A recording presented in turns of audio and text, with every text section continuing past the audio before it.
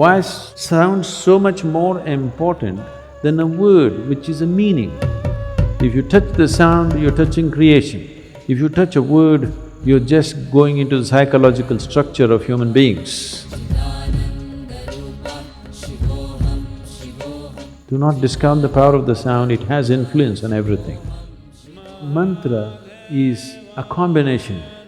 You get the right combination, right, it will open up a doorway into creation.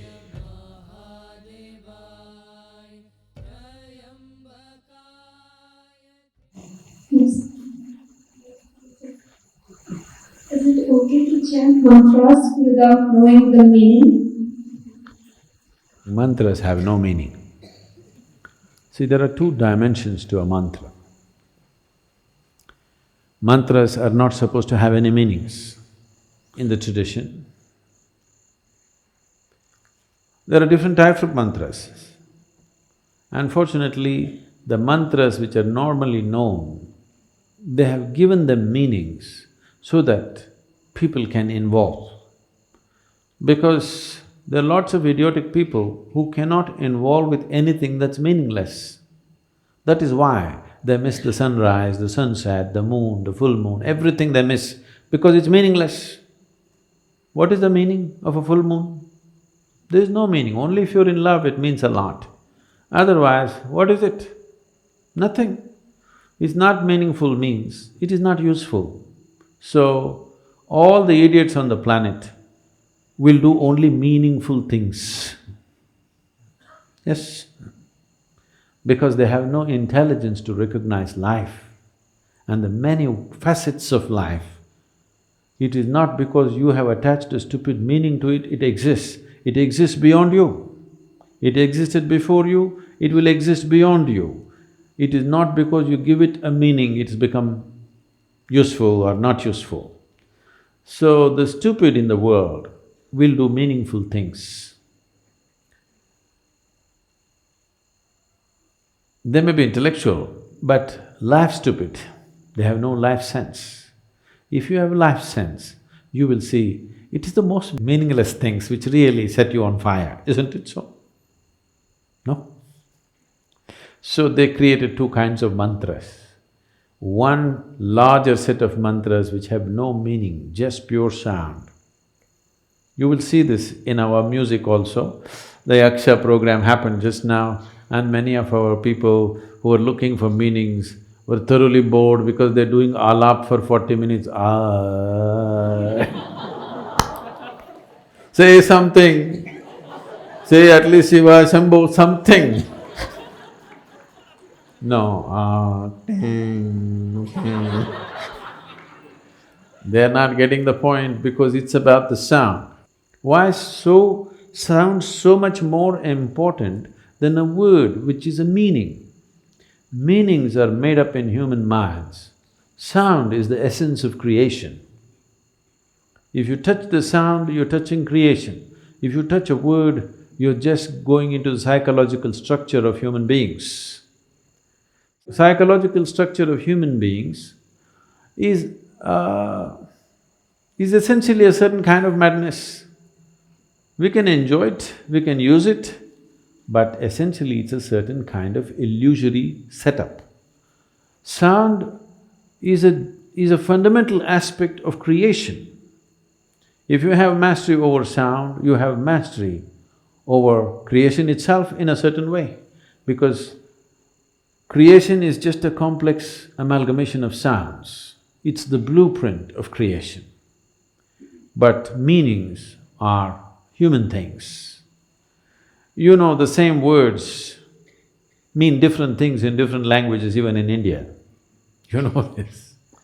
The same word means different things because it's all made up. The sound is not made up. Sound is part of the creation. Sound is part of the existence. Sound is part of making the creation happen. Right now, the whole creation is reverberating in a certain way. You cannot hear it, it doesn't matter. But the words and meanings are a human making.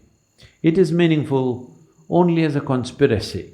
When I say a conspiracy, do you hear what the cricket is saying? What is he saying? You don't know, but they're talking. They're also like you. Some of them are just making sound, just doing alap. Just sound, simply enjoying the sound. Enjoying the creation in one sense means enjoying the sound of it. If you don't have a keenness to listen, if you don't have a keenness to pay attention, you cannot enjoy any aspect of creation, actually. You will only enjoy psychological patterns in your head. So this is the reason why most human beings want to speak, most of the time they want to be talking. Not because they have something to say, because they have to find meaning. Simply, either silence or sound, both are too overwhelming. That is why when we say spiritual process, first thing is silence. If you are psychologically very stable, you may say, okay, 30 days silence, 60 days silence. If you're psychologically fragile, we'll say, okay, 3 days. 3 days also people go crazy, we'll say, okay, half a day silence, up to noon silence, after that you blabber. They usually make it up afternoon. Those of you who talk a lot, you know, meaning is meaningless. You can simply talk. A whole lot of people are experts, they can simply speak without any meaning. They have understood the importance of sound. They can go on talking without making any meaning. Now, if you were a bird, we would pardon you. If you were this one, we would be okay. Or if you're a musician, you would be okay to make meaningless sounds. If you're speaking, you're expected to make some meaning. So mantra is not to be spoken, it is to be chanted. Chanting means chant is of the sound, not of the meaning. Meaning is of speech, meaning is of the word, written word and spoken word. Meaning does not belong to a chant. A chant is simply a sound, a reverberation. So if you do not know the meaning, it's the best way to chant, if you ask me. Simply, absolutely involved with the sound and saying it. But first of all, what you are uttering, is it a mantra or is it a bhajan or is it a sankirtan? You must look at it. If it's a mantra, mantra means a pure sound. It need not have any meanings. You can give it whatever meaning you want to start with, because without meaning you cannot be involved. But once you know how to be involved, you should not give it any meaning. Om Namah Shivaya does not mean you go on imagining one man sitting there on top of a mountain with something happening around him. No. Initially, if that's the only way you can be involved, you can look at the Shivakasi picture. Okay? Once you know how to be involved with the sound, you get rid of the man.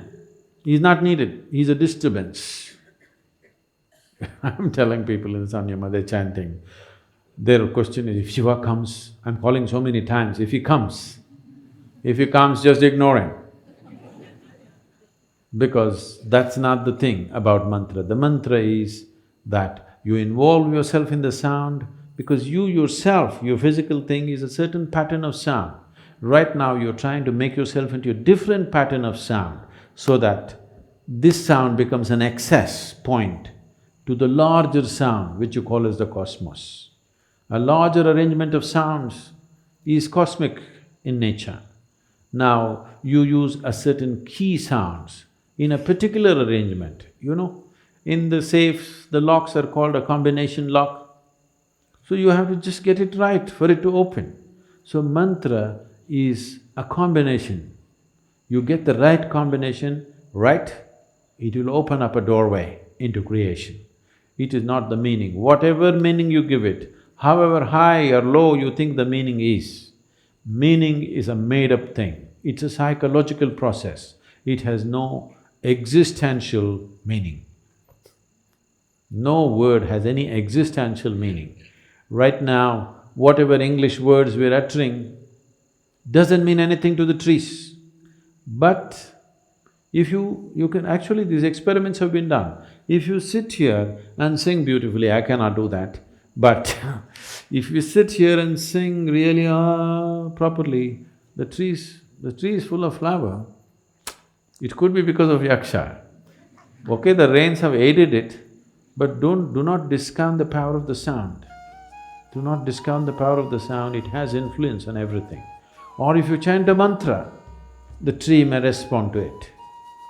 If you sing music, it may respond to it. If you just generate a thought, it may respond to it. But if you speak, it will not respond. This is true with the tree, this is true with the divine.